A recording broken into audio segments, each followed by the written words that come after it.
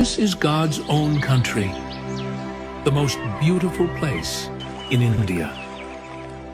Welcome to Kerala. இது கேரளான்னு சொன்னால் கண்டிப்பாக யாரும் நம்ப மாட்டாங்க.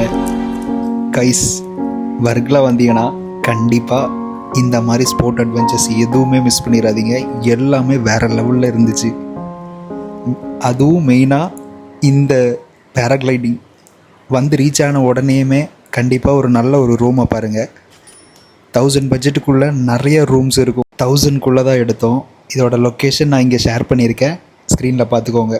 எக்ஸாக்டாக அதோட காண்டாக்ட் நம்பர் இல்லை, பட் இதோட லொக்கேஷன் பார்த்து தான் வந்தோம். இல்லையே அப்படி உட்காந்துக்கலாம். நைட்டு வேறு லெவல் வைப்பாக இருந்துச்சு. லைட் செட்டிங்லாம் இருந்தது, பட் நம்ம நைட் எடுக்கல, பகலில் காமிச்சிக்கலாம் அப்படின்னு விட்டேன். ஸோ பிடிச்சிருக்குன்னு நினைக்கிறேன். அடுத்த வீடியோவில் பார்க்கலாம். இப்போ நம்ம திங்ஸ் எல்லாம் வச்சுட்டு கரெக்டாக ஹெலிபேட் போய்க்கலாம். ஹெலிபேட்லேருந்து பக்கம்தான் எல்லாமே.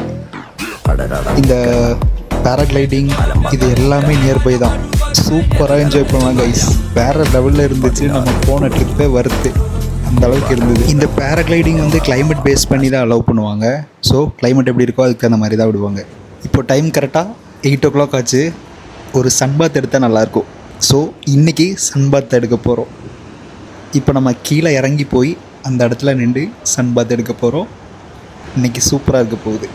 நிறைய பேர் இருக்காங்க கீழே. இப்போ நம்ம கீழே இறங்கிக்கலாம்.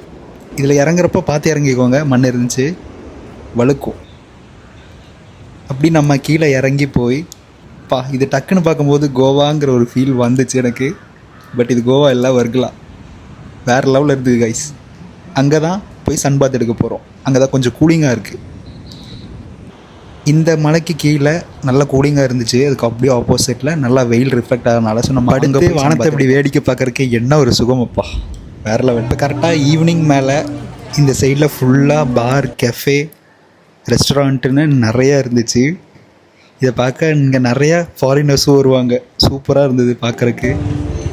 இங்கே எஸ்பெஷலி இந்த ஒரு காட்ஸ் ஓன் கண்ட்ரிஸ் கிச்சன் வேறு லெவலில் இருந்தது கைஸ். அதுவும் இந்த கிச்சனில் கொடுக்குற அந்த மியூசிக் இருக்குது, இவங்களோட ஓன் மியூசிக் கொடுத்துருந்தாங்கப்பா. கேட்டுட்டு அப்படியே உட்காந்து சாப்பிட்றதுக்கு வேறு லெவலில் இருந்துச்சு. உண்மையாக நீங்கள் வந்தீங்கன்னா இதை ஒன்ஸ் ட்ரை பண்ணி பாருங்கள். இவங்க கொடுக்குற அந்த மியூசிக் கேட்டால் செம்ம மெலோடி, சூப்பராக இருந்தது கைஸ். இதை ஒன்ஸ் ட்ரை பண்ணி பாருங்கள் மறக்காமல். இதெல்லாம் முடிஞ்சதுக்கப்புறம் பர்ச்சேஸ்க்கு இறங்கிட்டோம். இங்கே வாங்குறதுக்கு ஒவ்வொரு ப்ராடக்ட்டுக்குமே செம்ம காஸ்ட்லியாக இருந்தது. இங்கெல்லாம் கேர்ள் ஃப்ரெண்டோட வந்தீங்கன்னா அவ்வளோதான் நம்மளை முடிச்சு எல்லாமே காஸ்ட்லி தான் கைஸ். இங்கே ஒரு டீ குடிக்கிறதுக்கு கூட 100 rupees இல்லாமல் இல்லை. ஆனால் இந்த ஏட்டா கடையில் 10 rupeesக்கு 20 rupeesக்கு இந்த டீ சூப்பராக இருந்தது. வேறு எங்கேயுமே இல்லை.